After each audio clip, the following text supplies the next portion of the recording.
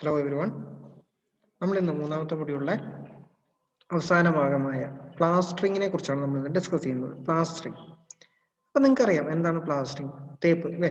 അതായത് നമ്മുടെ ഒരു അൺഈവൻ ആയിട്ടുള്ള ഒരു സർഫസിനൊക്കെ പുറത്ത് നമ്മൾ ഒരു ഫിനിഷിംഗ് പോലെ കൊടുക്കുന്ന ആ ഒരു കോട്ടിനെയാണ് നമ്മൾ പ്ലാസ്റ്ററിങ് എന്ന് പറയുന്നത്. അപ്പം നമ്മൾ ഇന്ന് ഡിസ്കസ് ചെയ്യുന്നത് പ്ലാസ്റ്ററിങ്ങിനെ കുറിച്ചാണ്. അപ്പം അതിൻ്റെ മെറ്റീരിയൽസിനെ കുറിച്ച്, ക്വാളിറ്റി, എന്തിനാണ് ഈ പ്ലാസ്റ്ററിങ് ചെയ്യുന്നത്, അതിൻ്റെ കൂടെ തന്നെ അതിനകത്ത് വരുന്ന കുറച്ച് ഡിഫക്ട്സ്, അപ്പോൾ അതിന്റെ കാരണം എന്തൊക്കെയാണെന്നൊക്കെയാണ് നമ്മൾ ഈ ഒരു ചാപ്റ്ററിൽ നിന്ന് നോക്കുന്നത്. അപ്പോൾ ആദ്യം തന്നെ എന്താണ് പ്ലാസ്റ്ററിങ്? നമുക്കറിയാം, plastering is the process of obtaining smooth surface on the rough surface of walls roofs. അതായത് ഈ ഒരു റഫ് സർഫസ് അല്ലെങ്കിൽ അങ്ങനെ പരുക്കനായിട്ടുള്ള ആ ഒരു സർഫസിന്റെ പുറത്തൂടെ ആ ഒരു ഫിനിഷിംഗ് കിട്ടാൻ അല്ലെങ്കിൽ ആ ഒരു സ്മൂത്ത്നെസ് കിട്ടാൻ വേണ്ടി നമ്മൾ കൊടുക്കുന്ന ആ ഒരു കോട്ടിങ്ങിനാണ് നമ്മൾ പ്ലാസ്റ്ററിങ് എന്ന് പറയുന്നത്. ഓക്കെ, നമുക്കത് പല രീതിയിൽ കൊടുക്കാം. ആ ഒരു ഉപയോഗിക്കുന്ന മെറ്റീരിയൽ എന്താണ്? മോർട്ടാർ അല്ലെ, പരുക്കനായിട്ട് നമ്മൾ പറയുന്നത് മോർട്ടാറാണ്. അപ്പം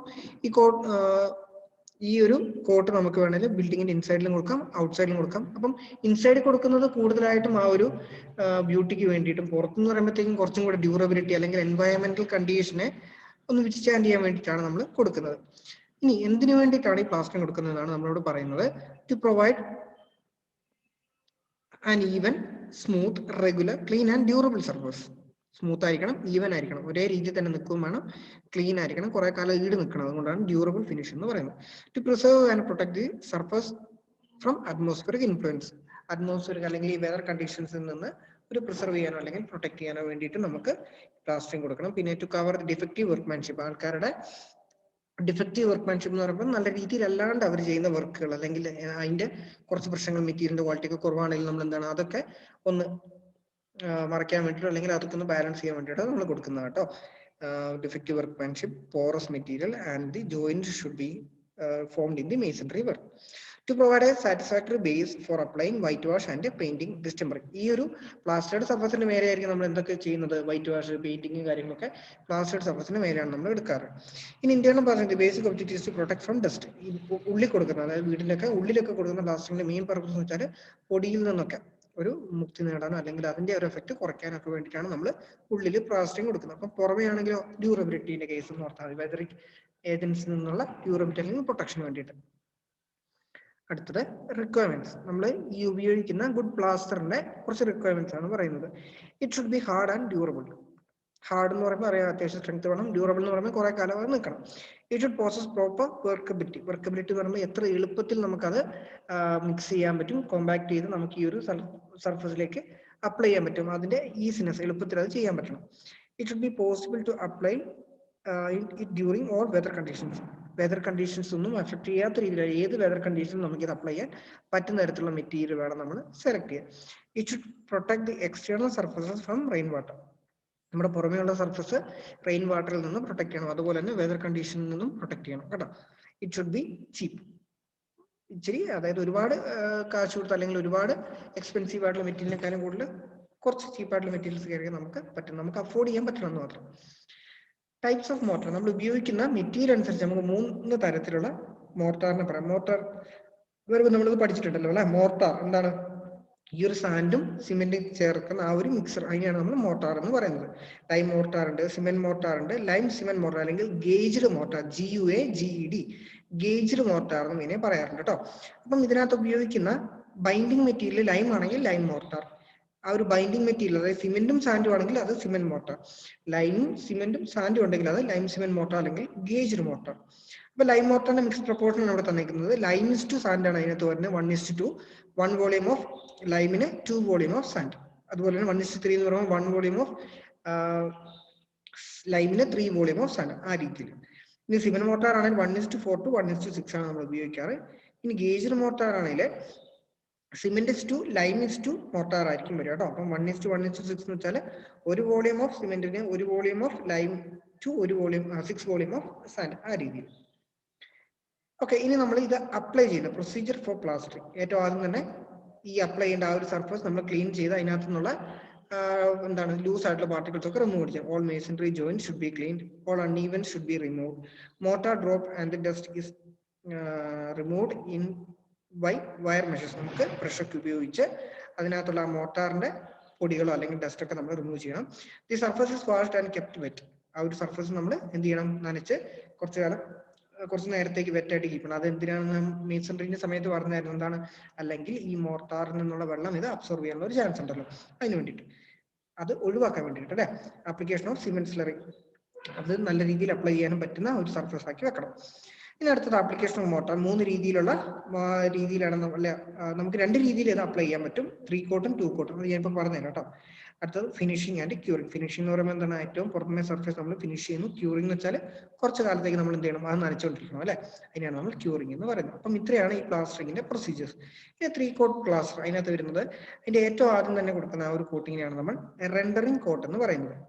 ഏറ്റവും ഉള്ളിലായിട്ട് ഏറ്റവും ആദ്യം കൊടുക്കുന്ന കോട്ട്. ഓക്കെ, അപ്പൊ ആദ്യത്തെ റെൻഡറിംഗ് കോട്ട് ഏതാണ്ട് 12 mm തിക്നെസ് ആണ്. അത് നമുക്ക് ഒരു ചെറിയൊരു ക്യൂറിംഗ് പീരിയഡിലൊക്കെ കൊടുത്തിട്ടുണ്ട്. അതായത് 3 സ്റ്റേജസിലായിട്ടാണ് നമ്മൾ ഈ പ്ലാസ്റ്ററിങ്ങിന്റെ കോട്ട് അപ്ലൈ ചെയ്യുന്നതെന്നാണ് പറഞ്ഞേക്കുന്നത്. റെൻഡറിംഗ് കോട്ട്, അതിനുശേഷം ഫ്ലോട്ടിംഗ് കോട്ട്. റെൻഡറിംഗ് കോട്ടിന്റെ ഏറ്റവും പുറമേയുള്ള കോട്ടിന്റെ നടുക്കായിട്ട് കൊടുക്കുന്ന ആ ഒരു കോട്ടിംഗ് ആണ് ഫ്ലോട്ടിംഗ് കോട്ട്. ഓക്കെ, അതിനുശേഷം ഏറ്റവും പുറമെ നമ്മൾ ഫിനിഷിംഗ് കോട്ട്, ഏറ്റവും ഫൈൻ ആയിട്ട് അല്ലെങ്കിൽ ഏറ്റവും ഫിനിഷിംഗ് ആയിട്ട് വരേണ്ട അല്ലെങ്കിൽ ഏറ്റവും സ്മൂത്ത് ആയിട്ട് നമ്മൾ ചെയ്യേണ്ട ആ ഒരു സർഫസ് ആണ് ഫിനിഷിംഗ് കോട്ട്. അപ്പം ഇതിന്റെ ഓരോന്നിന്റെയും എക്സ്പ്ലനേഷൻ ആണ് ഈ പറഞ്ഞേക്കുന്നത്. അപ്പം ജസ്റ്റ് നിങ്ങൾ അതൊന്ന് നോട്ട് ചെയ്യണം. 3 coat plaster, rendering coat, floating coat and finishing coat. ഇതേ രീതിയിൽ തന്നെ നമുക്ക് 2 കോട്ട് പ്ലാസ്റ്റർ ചെയ്യാം. അപ്പം ഇവിടെ സെപ്പറേറ്റ് ആയിട്ട് ഒരു റെൻഡറിംഗ് കോട്ട് അല്ലെങ്കിൽ ഒരു ഫ്ലോട്ടിംഗ് കോട്ട് ഉണ്ടാവില്ല, അത് രണ്ടും കൂടെ ഒരുമിച്ച് അങ്ങ് കൊടുക്കും. 3 coats, but the rendering and floating coat is applied at a time. Rendering coat ഉം floating coat ഒരുമിച്ച് കൊടുക്കുന്നു, അതിനുശേഷമായിരിക്കും ഫിനിഷിംഗ് കോട്ട് കൊടുക്കുന്നത്. അതാണ് 2 കോട്ട് പ്ലാസ്റ്റർ. അപ്പം 3 കോട്ട് പ്ലാസ്റ്റർ ഉണ്ട്, 2 കോട്ട് പ്ലാസ്റ്റർ ഉണ്ട്. അപ്പം നമ്മൾ ആ മോർട്ടാർ അതിനകത്തേക്ക് അപ്ലൈ ചെയ്യുന്ന വെച്ചിട്ട് 2 കോട്ടും 3 കോട്ടും. ഇനി നമ്മൾ ഇതിനകത്ത് കുറച്ച് ഡിഫക്ട്സ് ആണ് നോക്കുന്നത്, ഈ പ്ലാസ്റ്ററിങ് അല്ലെങ്കിൽ ഈ ഒരു സർഫസിൽ വരുന്ന കുറച്ച് പ്രശ്നങ്ങൾ. അപ്പൊ ഏറ്റവും ആദ്യത്തത് നമുക്ക് അതിന്റെ എക്സ്പ്ലനേഷൻ പറയുന്നതിന്റെ പേര് ഓർക്കണം, അതിന്റെ കൂടെ തന്നെ നിങ്ങൾ ആ മനസ്സിൽ ആ ചിത്രം കണ്ടാൽ നമുക്ക് പെട്ടെന്ന് അത് എക്സ്പ്ലെയിൻ ചെയ്യാൻ കിട്ടും. അത് blistering of plastered surface. Blistering formation of small patches of plaster swelling out beyond the plaster surface. ചെറിയതായിട്ട് ഇങ്ങനെ മുഴച്ച് അല്ലെങ്കിൽ ഒരു സ്വെല്ല് രൂപത്തിൽ അത് ഫോം ചെയ്യുന്നതിനാണ് നമ്മൾ ബ്ലിസ്റ്ററിംഗ് എന്ന് പറയുന്നത്. Cause due to late slaking of lime particles in plaster. ഒരു അവസാന നിമിഷം, അതായത് ഈ ഒരു വാട്ടർ ഒക്കെ ആഡ് ചെയ്ത് കഴിയുമ്പോഴത്തേക്ക് അതിനകത്ത് വരുന്ന ആ ഒരു സ്ലേക്കിംഗ് ആക്ഷൻ കാരണമാണ് ഇതിങ്ങനെ പൊള്ളച്ചു വരുന്നത് കേട്ടോ. ഇനി അടുത്തത് എന്താണ് ക്രാക്കിംഗ്. ചെറിയ രൂപത്തിലുള്ള ക്രാക്സ് രൂപപ്പെടുന്നതിനാണ് നമ്മൾ എന്ത് പറയുന്നത്, ക്രാക്കിംഗ് എന്ന് പറയുന്നത്. Imperfect preparation of background structural defects in building. ബിൽഡിങ്ങിന്റെ സ്ട്രക്ചറൽ ഡിഫക്ട്സോ അല്ലെങ്കിൽ അതിന്റെ ആ ഒരു ബാക്ക്ഗ്രൗണ്ടിൽ വരുന്ന നമ്മളൊരു അതിനകത്ത് ഉപയോഗിക്കുന്ന മെറ്റീരിയലിന്റെ ക്വാളിറ്റി ഒക്കെ കുറവാണെങ്കിലാണ് ഇങ്ങനത്തെ ക്രാക്ക് രൂപപ്പെടാനുള്ള ഒരു ചാൻസ്. അതുപോലെ തന്നെ ക്യൂറിംഗ് ഒക്കെ കറക്റ്റ് ആയിട്ടില്ല, അല്ലെങ്കിൽ വർക്ക്മാൻഷിപ്പിന്റെ ആൾക്കാരുടെ പണിന്റെ ഒക്കെ ഇതിലും ക്രാക്സ് രൂപപ്പെടാം. അപ്പൊ ഒന്ന് ഓർത്താൽ മതി, ആ ഡിഫക്ട്സും പേരുകളൊന്നും ഓർക്കുക, അതിന് കാരണം എന്താണെന്ന് കൂടെ ജസ്റ്റ് ഒന്ന് മനസ്സിലോർത്താൽ മതി. എഫ്ലോറസൻസ്. എഫ്ലോറസൻസ് എന്തായിരുന്നു, ഇതിനകത്തൊക്കെ ഈ മോർട്ടാറിലൊക്കെ സാൾട്ട്സ് ഉണ്ടെങ്കിൽ എന്താ സംഭവിക്കുക, അതിന്റെ ഈ ഒരു മോയ്സ്ചർ അബ്സോർവ് ചെയ്ത് അത് ആ സർഫസിലേക്ക് ഇങ്ങനെ ഒരു വെള്ള പാച്ചസ് ആയിട്ട് രൂപപ്പെടുന്നതിനാണ് നമ്മൾ എഫ്ലോറസൻസ് എന്ന് പറയുന്നത് അല്ലെ. ഇനി അടുത്തത് ഫ്ലേക്കിംഗ്. ഫ്ലേക്കിംഗ് എന്ന് പറയുമ്പോൾ ഈ രീതിയിൽ ഇങ്ങനെ പൊട്ടി വീഴാൻ പോകുന്ന ആ ഒരു എഫക്റ്റിനെയാണ് നമ്മൾ ഫ്ലേക്കിംഗ് എന്ന് പറയുന്നത്. Formation of very loose mass of plastered surface cause due to poor bond between successive coats. Peeling. Complete dislocation of some portion of the plastered surface resulting in formation of patch. ആ ഒരു ഭാഗത്തെ complete ആയിട്ട് അല്ലെങ്കിൽ ഒരു ചെറിയ പാർട്ടായിട്ട് മൊത്തത്തിൽ അടഞ്ഞു വീഴുന്ന കാര്യമാണ് നമ്മൾ പീലിംഗ് എന്ന് പറയുന്നത്. Rest stain. റസ്റ്റ് സ്റ്റെയിൻ എന്ന് പറയുമ്പോൾ അതിനകത്തുള്ള ആ ഒരു പാർട്ടിക്കിളിന്റെ ഉള്ളിലുള്ള ആ ഒരു അയണിന്റെ മെറ്റീരിയലിന്റെ റസ്റ്റിംഗ് അല്ലെങ്കിൽ അത് കാരണം വരുന്ന ഒരു റസ്റ്റിംഗ് ആക്ഷൻ കാരണം പുറത്ത് വരുന്ന ആ ഒരു പാടിനെയാണ് നമ്മൾ റസ്റ്റിംഗ് ആക്ഷൻ, റസ്റ്റ് സ്റ്റെയിൻ എന്ന് പറയുന്നത്. Formation when plastered is applied in metal layers.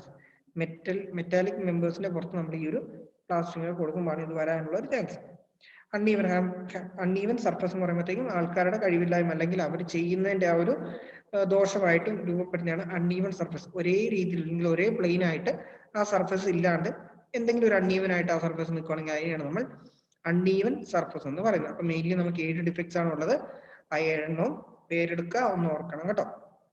പിന്നെ നമുക്ക് പഠിക്കാനുള്ള എന്താണ്, ഈ ഒരു മോർട്ടാറിന്റെ പ്രത്യേകതകൾ, അതിന് ഉപയോഗിക്കുന്ന മെറ്റീരിയലിന്റെ ക്വാളിറ്റീസ്, മോർട്ടാർ എന്താണ്, എത്ര കോട്ടായിട്ട് ഇത് കൊടുക്കുന്നു, ഓരോ കോട്ടിനെ കുറിച്ച് നിങ്ങളൊന്ന് വായിച്ച് പഠിക്കാം. അപ്പൊ പ്ലാസ്റ്ററിങ്ങിനെ കുറിച്ച് ഇത്രയാണ്. ഇതേപോലെ നമുക്ക് പോയിന്റിങ്ങും പെയിന്റിങ്ങും കൂടെ ഉണ്ട്, അത് നമുക്ക് എടുക്കാം കേട്ടോ. Okay, thank you.